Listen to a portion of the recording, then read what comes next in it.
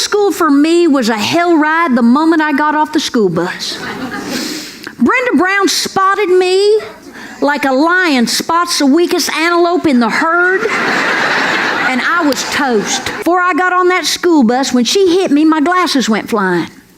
I was picking myself up, pulling down my shirt, getting my books, and I realized Brenda Brown had my glasses, and she was scratching tic-tac-toe in the lenses, and she threw them back to me.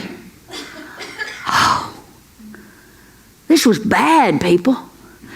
If my daddy saw this, he was going to kill me. That man spanked me with a belt to the point the poor guy got too winded and had to sit down.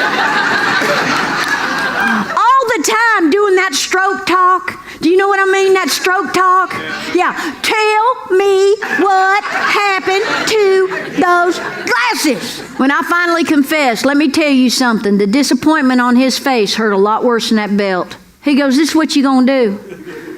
Tomorrow I want you to go to the front of the class. I want you to tell your teacher to call that Brenda Brown up. And in front of everybody, in the loudest voice you have, I want you to yell, Brenda Brown, do you have a friggin' problem with me? But trust me, he didn't say friggin'. And then he said, I want you to punch her right in the mouth. What? And then he said, I'm gonna stay home from work. And if I don't get a call from the principal by noon, I'm going to spank you within an inch of your life when you get home.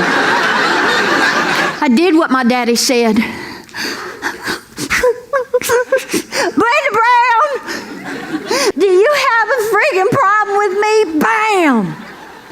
She floated like a feather over the teacher's desk. I sat in Principal Campbell's office with Brenda Brown's mother and Brenda Brown. And then suddenly the door swung open, and there stood my dad like John Wayne in a gunfight.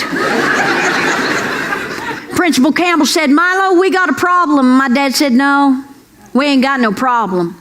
That little girl right there's got the problem. Because my daughter's going to come and kick the living daylights out of her every single day. And Brenda Brown's mom stood up and said, hey, and my dad said, and you shut your mouth or I'll have my wife come and kick the snot out of you.